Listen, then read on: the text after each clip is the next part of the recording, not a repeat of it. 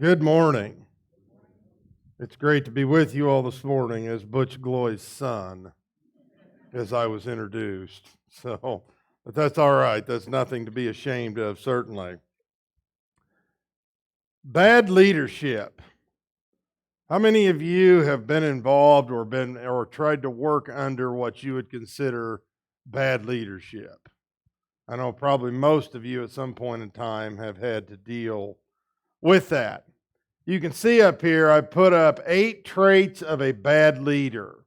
And look at some of the things that are on this list, because when I saw this, I was like, this is absolutely spot on. It's all about them.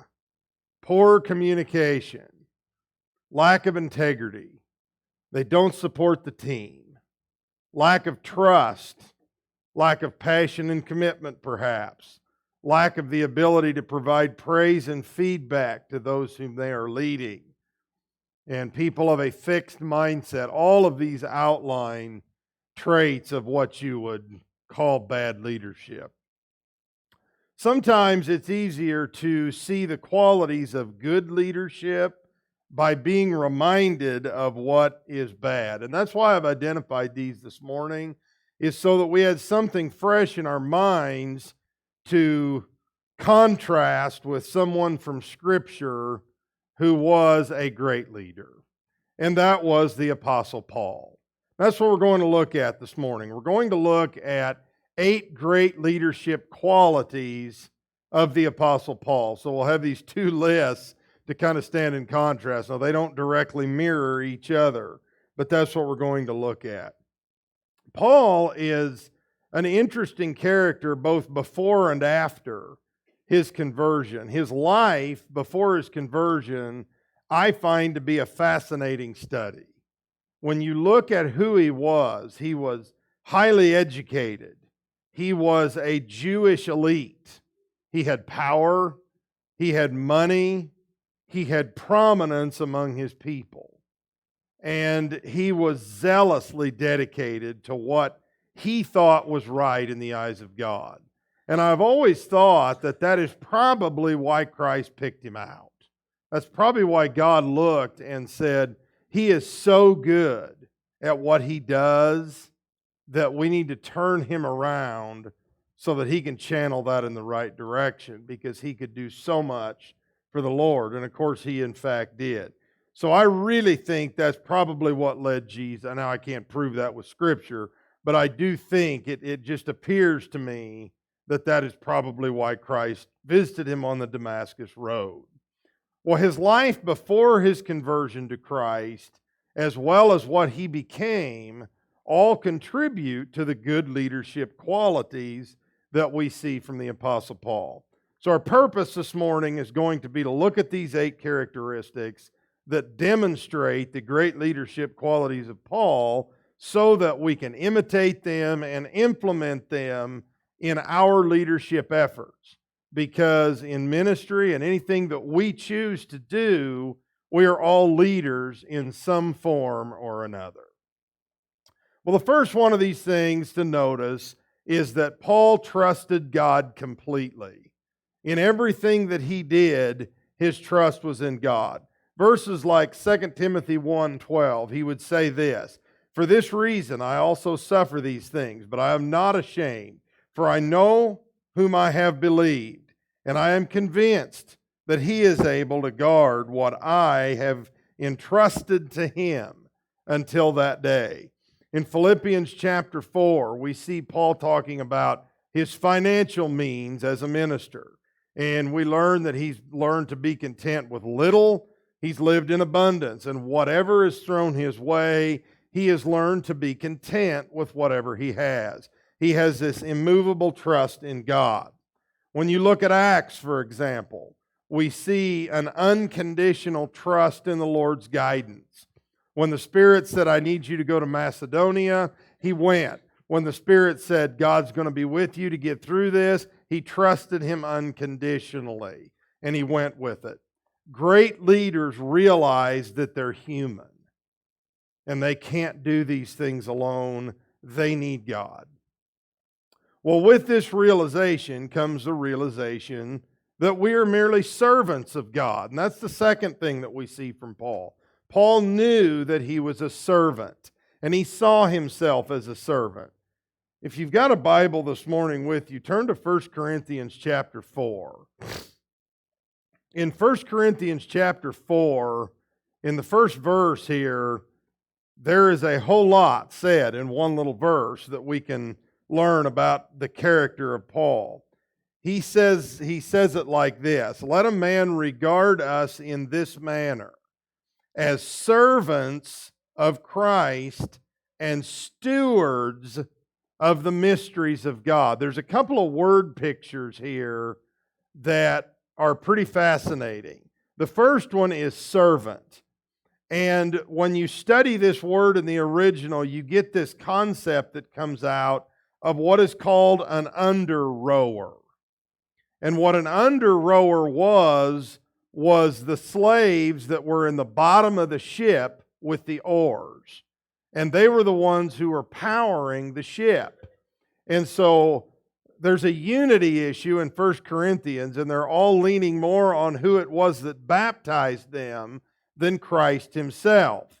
And so Paul is trying to get across to them, look, we're the lowest of the low. We're merely servants of the one whom we serve. We are the ones under the ship, powering the ship. That's how low we are. And so that's why he uses this concept. And that's what he's getting across. Paul realized he was a servant. But he goes on to say we're stewards. We're stewards. And the word picture here is the one who is responsible while the owner is away. The owner has given the steward control over things, and the owner is not present. So he said, this is my stuff. I'm entrusting it to you to take care of.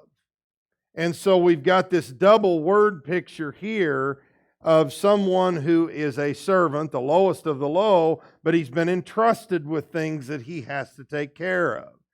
And the best kind of leaders have this mindset. They're trustworthy servants of the one whom they lead. And Paul exemplified this kind of leadership. And this requires ambition. Paul was an ambitious individual. This is more of a big picture observation that I see about Paul, especially when you consider the relentless ambition that it would have required to engage in his mission trips that are recorded in Acts. From the beginning of the first missionary journey until Paul ended up in Rome, near as I can figure it, he traveled a minimum of 9,100 miles. Now, it may have been more than that, and it possibly was, but at a minimum, he traveled over 9,000 miles over both land and sea. Now, these were not carnival cruises when he set out across the water.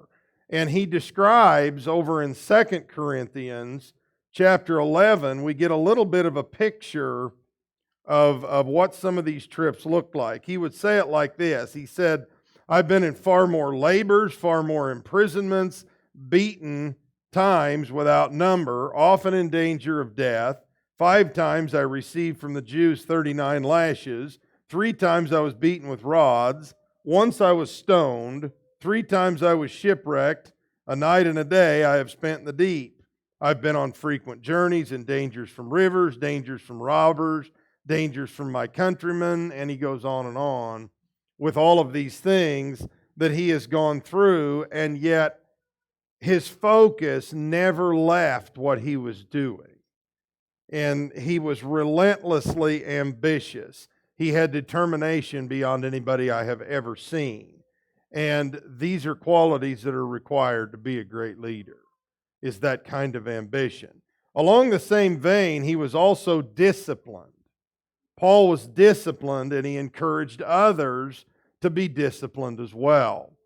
Back in 1 Corinthians chapter 9, and you're probably familiar with 1 Corinthians, the chapter. It's where Paul talks about being all things to all people, so that by all means he might save some.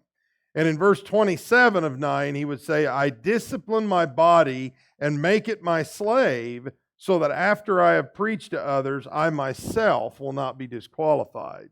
So Paul disciplined himself, and he encouraged others to do so as well. Over in Philippians chapter 3, he says, I press on. He says that a couple of different times. I press on toward the upward call. He knows he's not obtained it, and he continues to discipline himself to press on. And over in 1 Corinthians chapter 11 and verse 1, he says, imitate me as I also imitate Christ. So Paul is encouraging all of us to follow his lead in being disciplined while we're here on earth and continue to press on.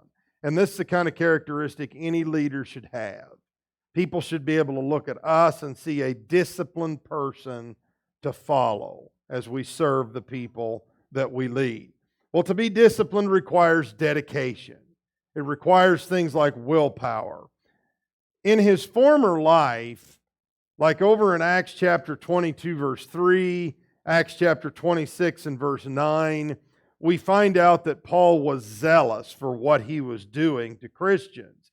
And he was doing what he thought he had to do. He was dedicated to doing it.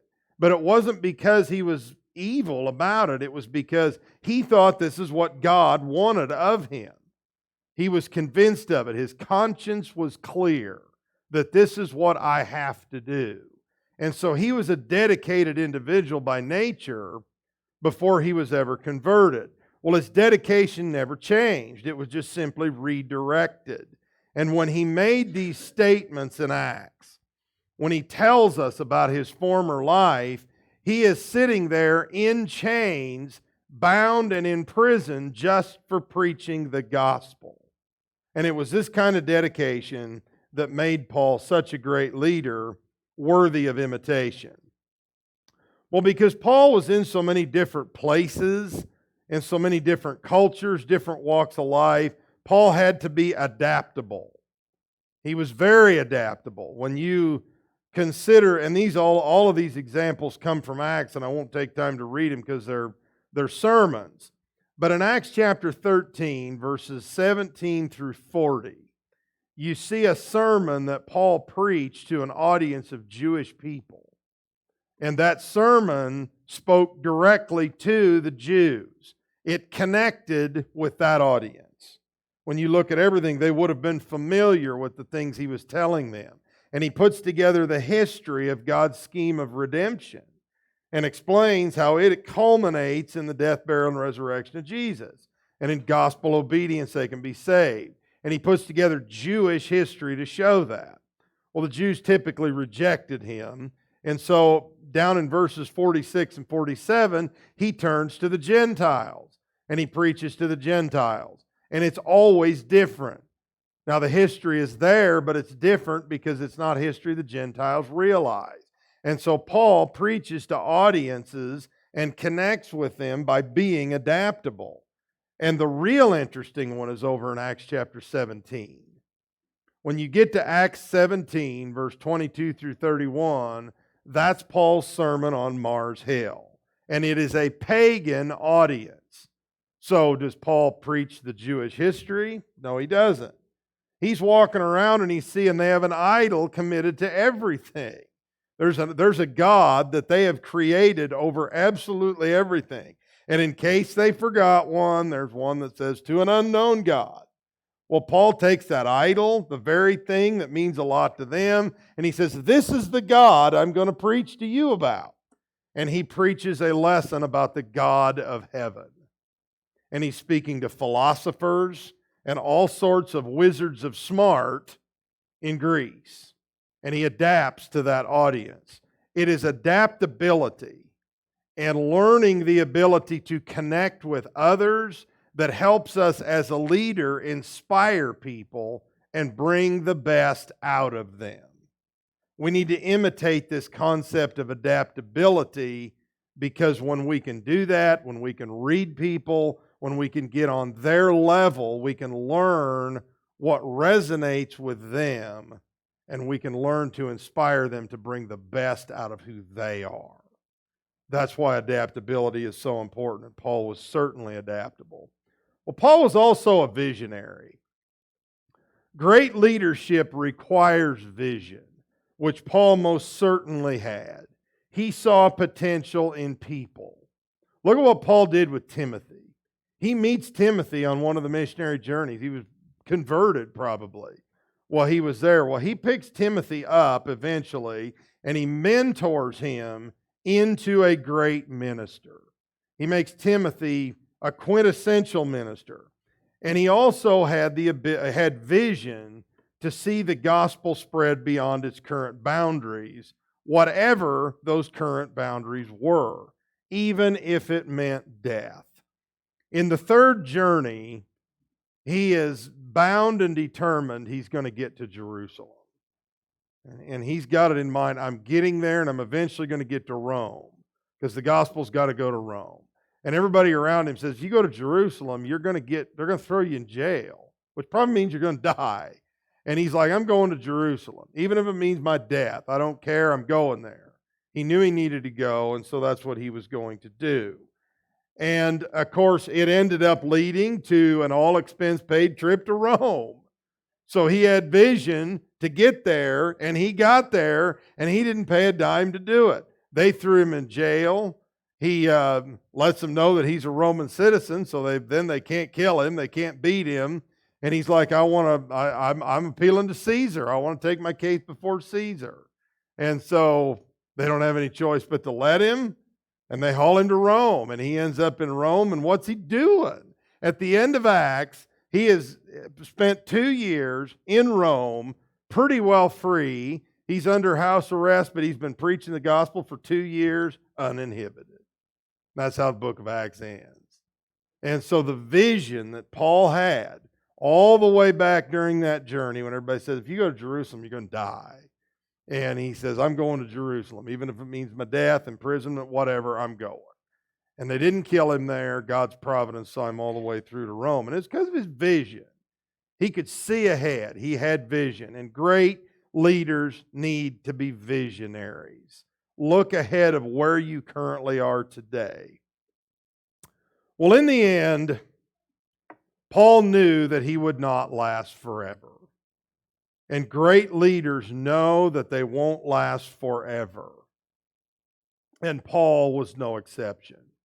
Over in 2 Timothy, in 2 Timothy chapter 2 and verse 2, here's what Paul tells Timothy.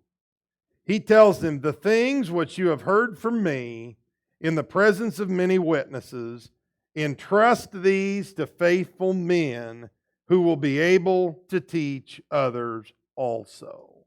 So what Paul has done in mentoring Timothy is he has taken what he knew, he passed it on to Timothy. And there was a process. He would have educated Timothy, mentored Timothy, ultimately empowered Timothy to do what he's doing as a minister. Now he's telling Timothy, all of this stuff I've given you, pass it on to others. And that is the only way the leadership can continue, is that we have to always be working to replace ourselves. And Paul was doing that with Timothy, and he was encouraging Timothy to do the same. And that way the work of the Lord can continue seamlessly throughout the ages. And that's what it's got to be. Over in chapter 4, verse 5 through 8, we listened to verse 1 through 5 earlier. This is Paul's final charge to Timothy. To our knowledge, at least what we have in writing, this is the last thing that was written to him from Paul. He says, but you be sober in all things, endure hardship, do the work of an evangelist, fulfill your ministry. For I am already being poured out as a drink offering, and the time of my departure has come. I have fought the good fight, I have finished my course, I have kept the faith, and in the future there is laid up for me the crown of righteousness, which the Lord, the righteous judge, will award me on that day, and not only to me, but also to all who have loved his appearing. So Paul knew, I'm about done here. I've passed this on to you. Continue to pass it on to others. Great leaders know they will not last forever, And so we always need to be thinking about our replacement, even when we're young. Because if we don't start, we never will. And we're going to think, well, there's nobody who can do it like I can, and that's not true. You can pass yourself on to others. It's very important that as leaders, we know we're not going to last forever. There are numerous other characteristics about Paul that could be explored. We could look at this subject, it's very broad, but these provide a brief overview of some things about the Apostle Paul for us to imitate that are great qualities of leadership. We're all leaders in some form or another. So challenge yourself to be a leader like Paul. Trust God and know that you're just a servant. That's all you are. That's all you're ever going to be. If you start thinking you're something more than that, problems are not far behind you. But be a servant who is responsible for leading people. Don't be lazy about that. Be ambitious. Be dedicated. Be disciplined. Learn to adapt a vision to see in the future, to have an idea of where you want to take something. And that includes even replacing yourself. Write these 8 characteristics down, as I trust, especially if you're a student, you already have. But write them down and intentionally pray that God will increase those in you to help you be a better, stronger leader with the heart of a servant like the Apostle Paul.